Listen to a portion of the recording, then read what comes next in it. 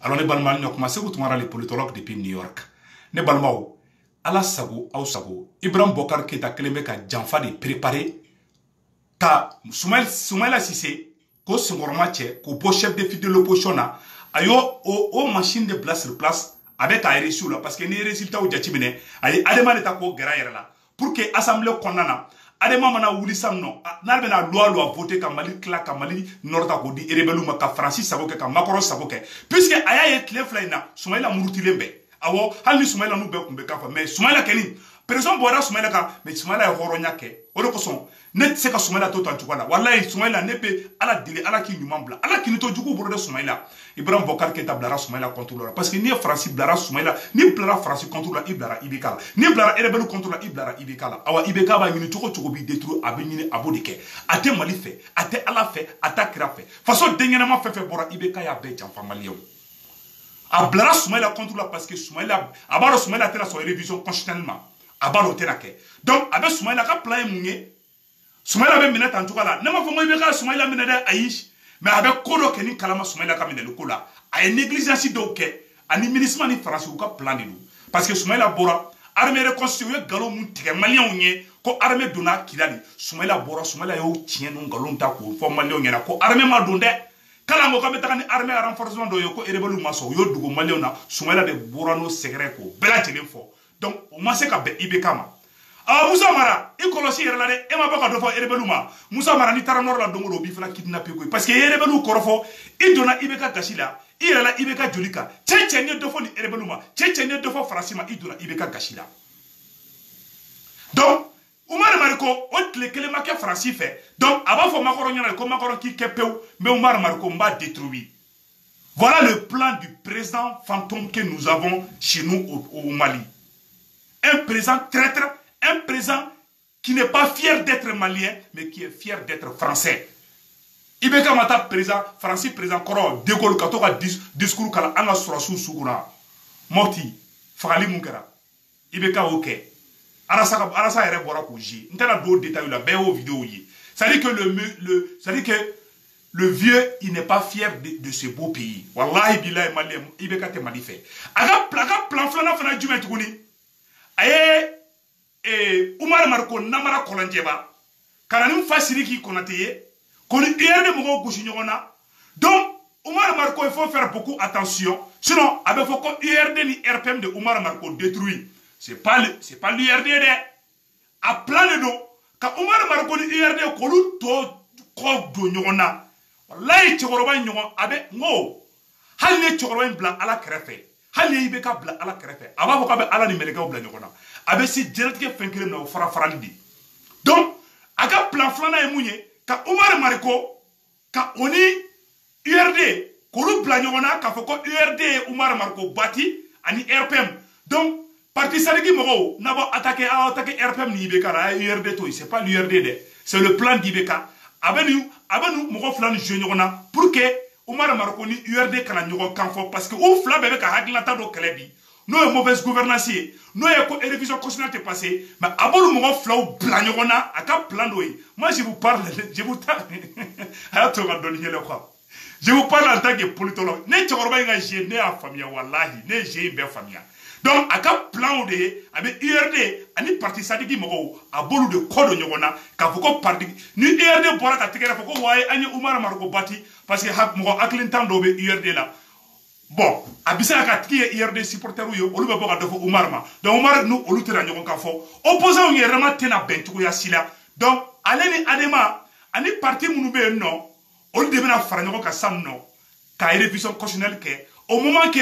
opposant munu nga fara nyoko ka kale ibeka kele wala sa Mali kala kla wala sa révision constitutionnelle kana temen olu yi rema fana be gochi nyoko donc parti sadiki mo IRD mo aw de be fala aw de be bal alna ka stratégie ti kilenge. Il y a des moments pour l'amour du pays. Aïe, nous famille. Akana kelede. Ne aw fla blara nyona bitoro oye ibeka gagner le oye France galé parce que ibeka te mali fait à la fata kra fait. Donc, on est plan de Sénat. Parce que confond ta famille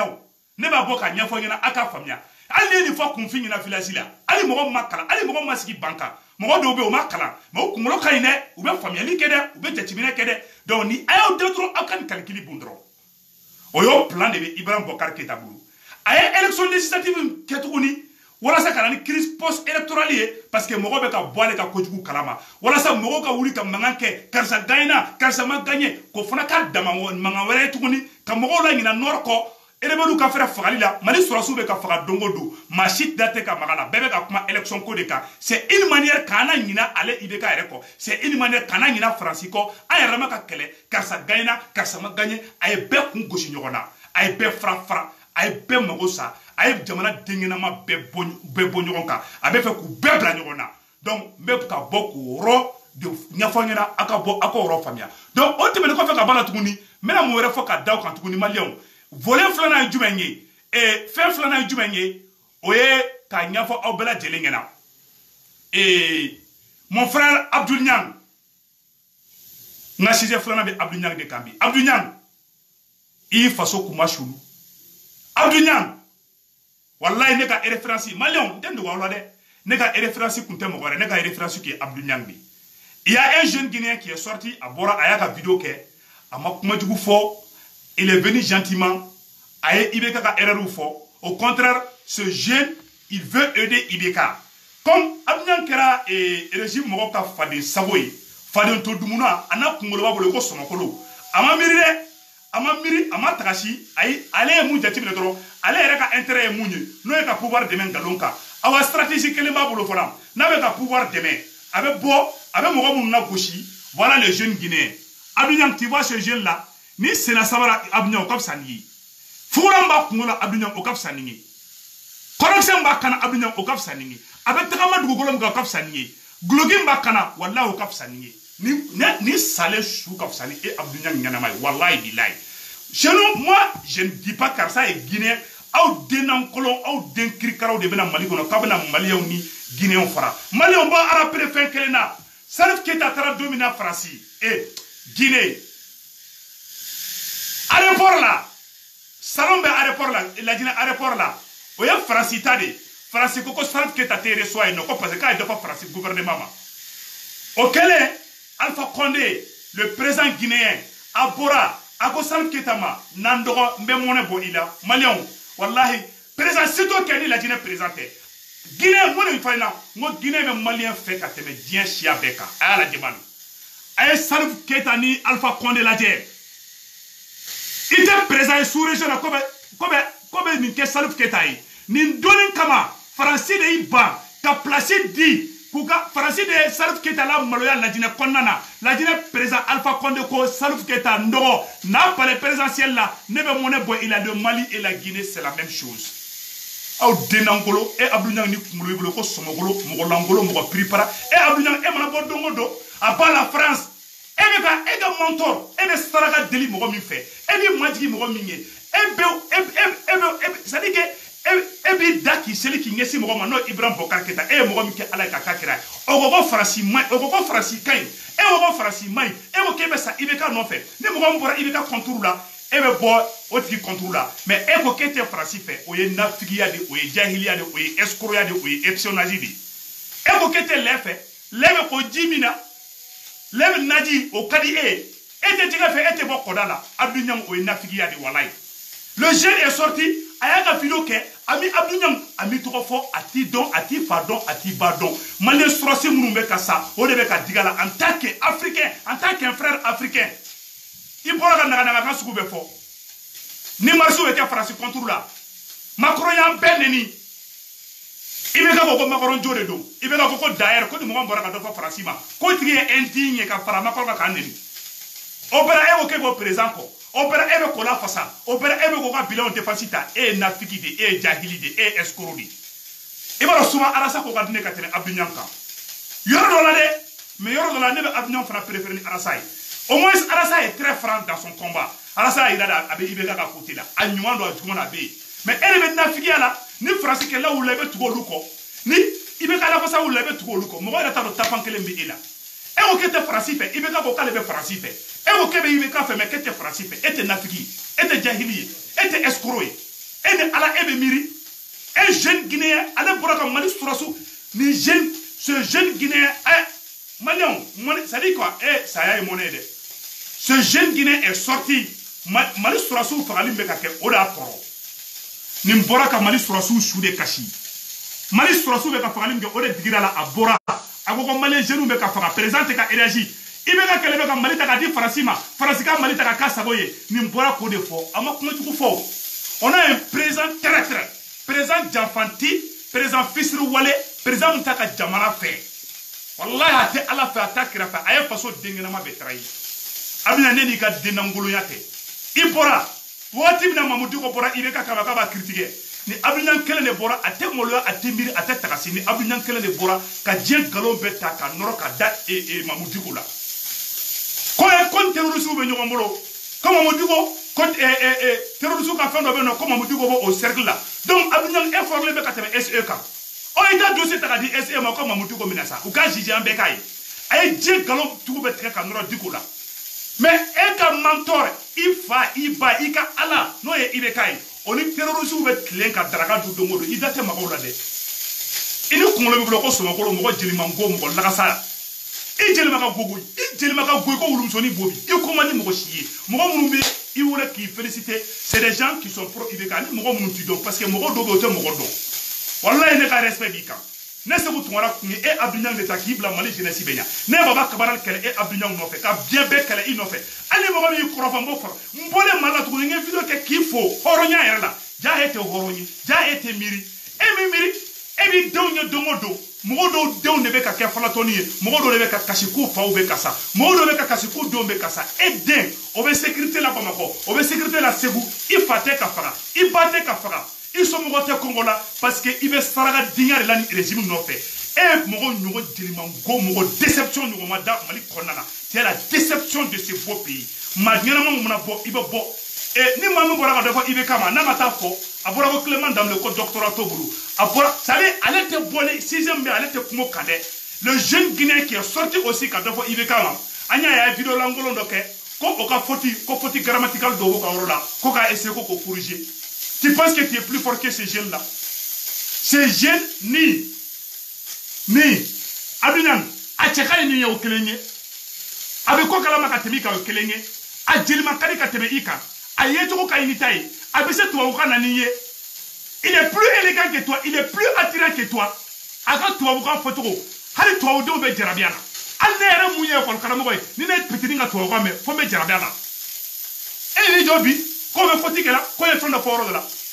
Hali Amérique présent makoro be fotike nerembe kuma ne be fotike erembe kuma ebe fotike e fakande do ele to okanda e sengoro modene e Victor Hugo modene denangolo de pripara ele be bobi ka dofo an mo munu be boka be ka be maliko kale ka ibolu kele e mo munu te français fait e be to lu ko mais e to lu fait itala nga marsi la nafiki yali escoro la katla ki joko be fa kurta ka ibekala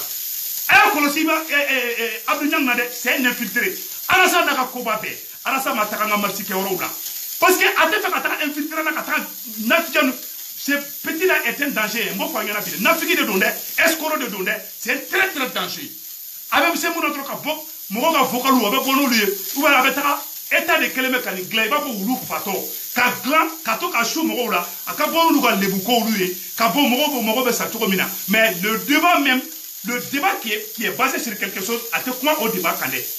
Abora ko Clément ko doctorat Tobulu ako ko faux diplôme ko be Etienne Fakababulu ale yo ya be bo mo de kamaka fendo galon de nyini ka fendo ko ako mo dugo mako e terroriste c'est ma mo ko terroriste te dien kono c'est ma mo ko te tala kurbawa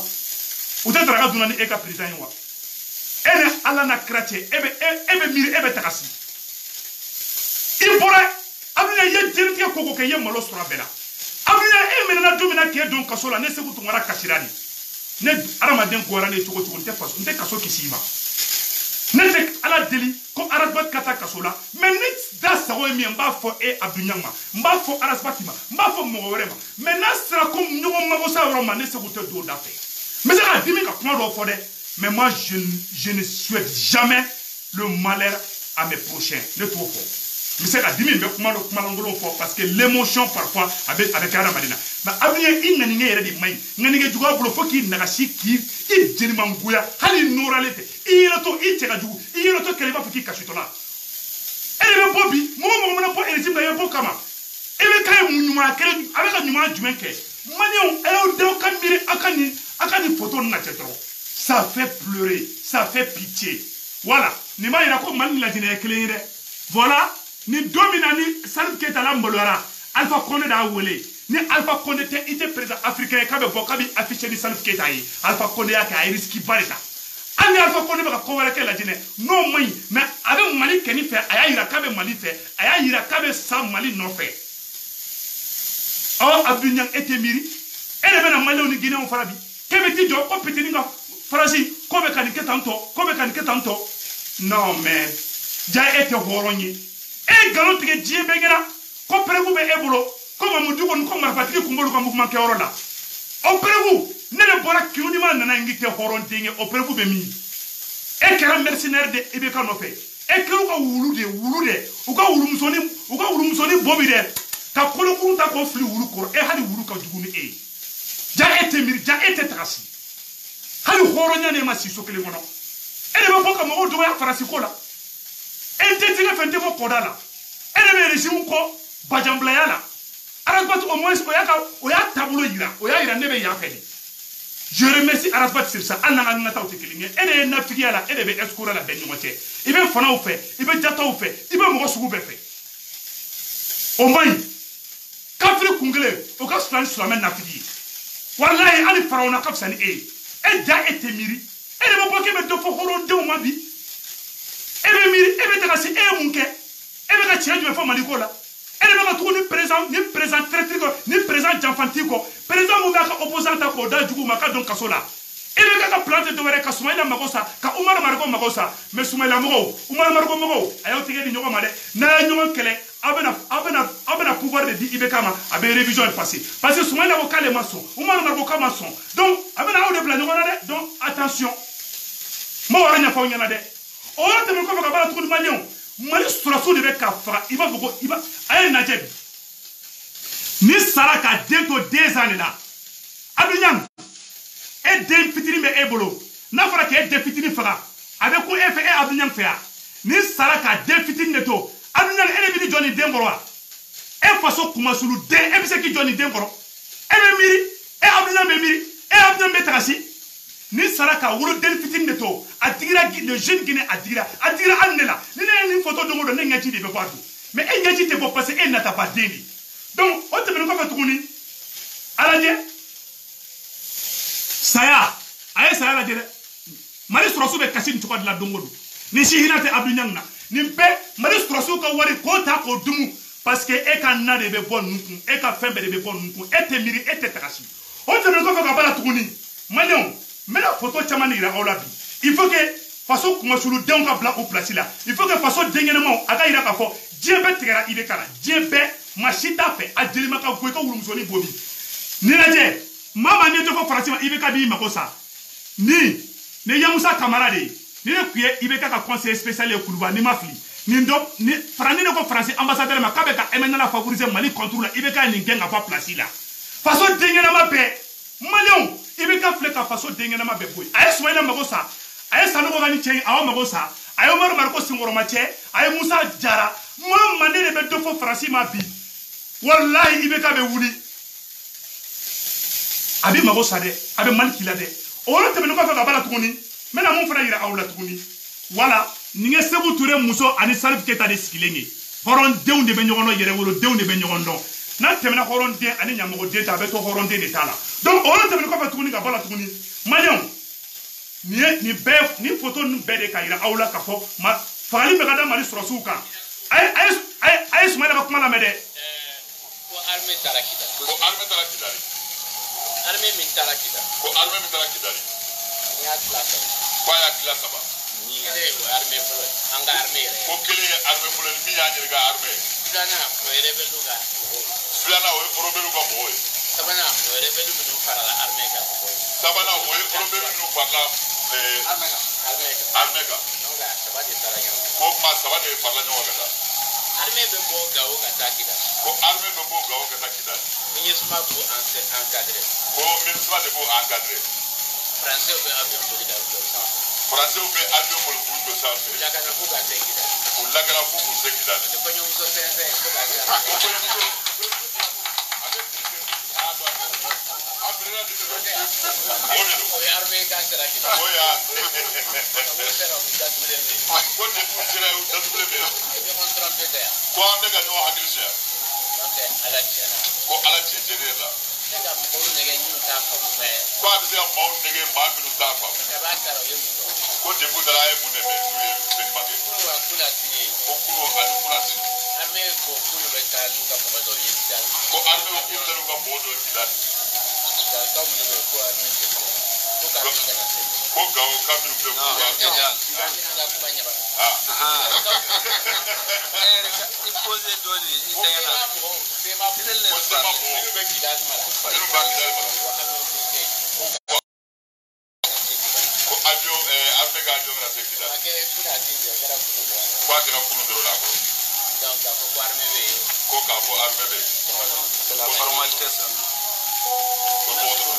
Bon, Soumaïla m'a pas dit tiens fois, bravo Soumaïla Cissé, bravo Soumaïla. Aflède, Soumaïla il a dit, ou bora, ou ni tcheblo, ou ye bora, comme malio, nous nous ni régime, voilà faraona kap sani ni régime bo yimbo fa anyana bi. Wallahi ayere Soumaïla Cissé ka kuma mede, abora ni secret de fokoi. Ibe kala ka gouvernement ani Franci ani erebe le bita ki biru dongo do kanga Mali population. Enfa. Yere wulo denka wuri ki yere ka jamana bida ki miru dongo kanga Mali on bloco choko jume. Wala sa Francis sako kake. Wala sa erebe lu sako kake. Enfa. Tenda yere wolo kaninke. Ay ketala ka bejikila wara. Ay ketala be ka be kuma sulu. Ibeka wallahi ketala ka ti yere wolo manganike. Abene ala na krache. Ketala ka beya be kuma sulu. Yesu dota keta sulu. Adale abe kachila kaburu kono ko. Ye be kuma sulu. Donc Malion abe Soumaïla ka kuma yi. Gere be Soumaïla no fe. O de bureau tara ko yira parce que ay tien de forme manikola. Wallahi ay tien de fode. Voilà. Donc ni no kweni vidéo ka nyafa nyana Saliki Moro, and URD Moro, how can I call it? Aish, out of the mind. C'est le moment à la coalition qui est sans nom, à quand nous gondre, ou qu'à faire. Dans la tête, il veut qu'à faire que Soumaïla pour chef de file de l'opposition là. Quand on a des Moro doye, on a son cas de mai, car Malik là, car révision constitutionnelle, c'est qu'à te mettre comme là, car beaucoup verra de l'été là. Ou y'a qu'à flamber. Donc, Malion, à la sabo, au sabo, bureau en kera ou il a ou là. Ka au bof ni kondana peu donc me vidéo bla ala ka hera ka bela jelengi mon frère Niang ala kana ko jugu foy kila mais ala ka tiye ila mon frère Arasbat ala kana ko jugu ko shashila mais Abdou inga ni mai jere so ro ka sura dona au boro tegere ni febe fo Abdou wulla ka kele su be ko fo rasa ka mena ko dun ka sura ire na ki dun ka sura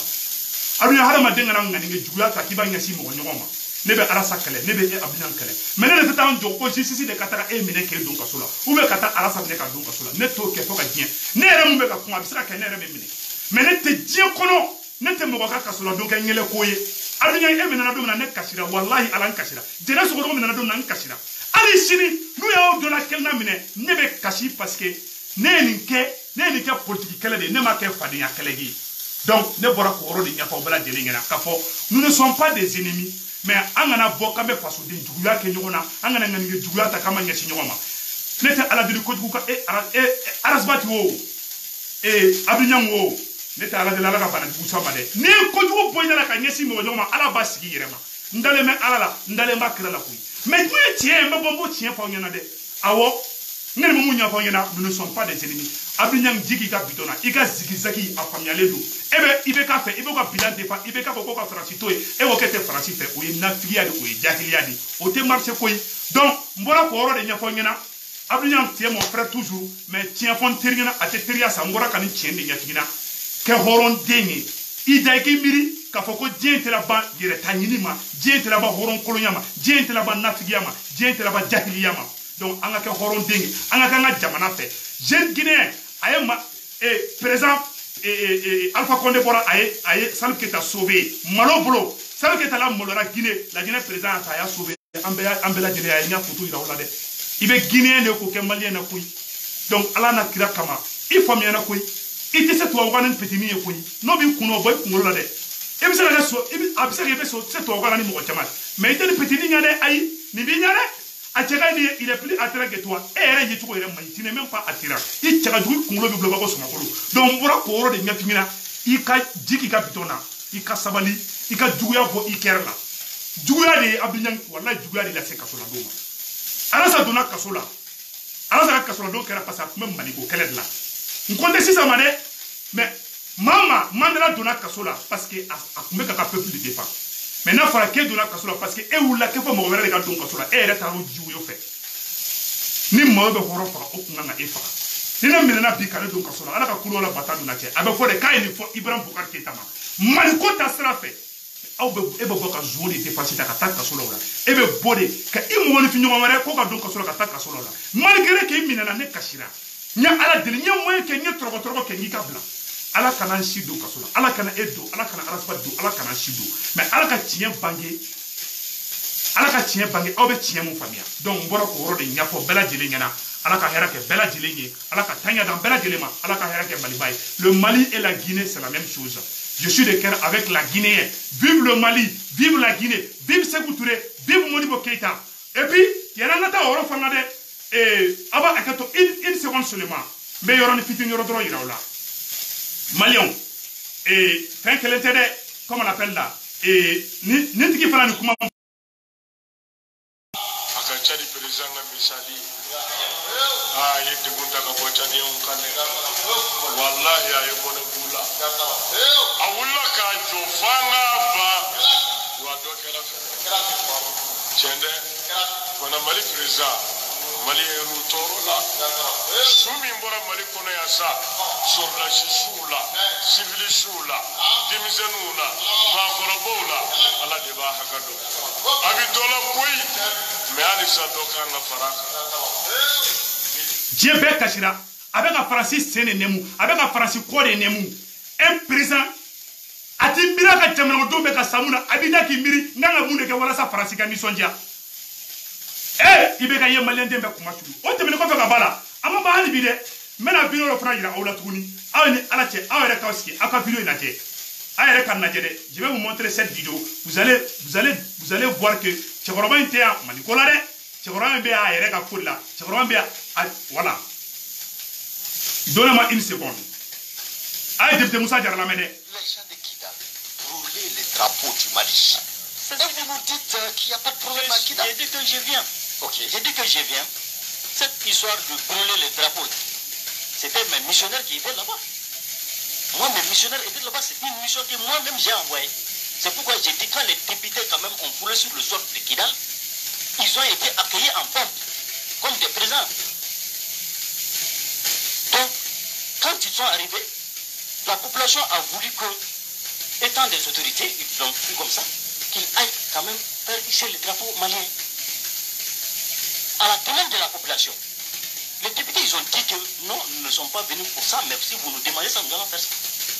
Mais à leur grande surprise, quand ils sont allés vers le drapeau,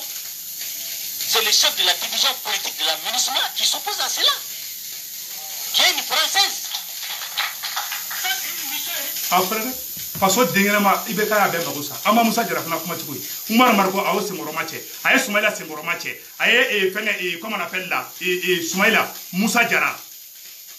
ani Umar Mariko a y'a bɛɛ senkɔrɔma cɛ pour que Faransi ka lafiya pour que MNLA ka lafiya Mali ka tila faso kumasulu den i n'a fɔ Abdou den qualité na ɲɔgɔn na su ani Alassane ninnu a kɛlen bɛ k'olu de ta k'u kɛ ɲɔgɔn kan olu ka to k'a ka bilan défense ta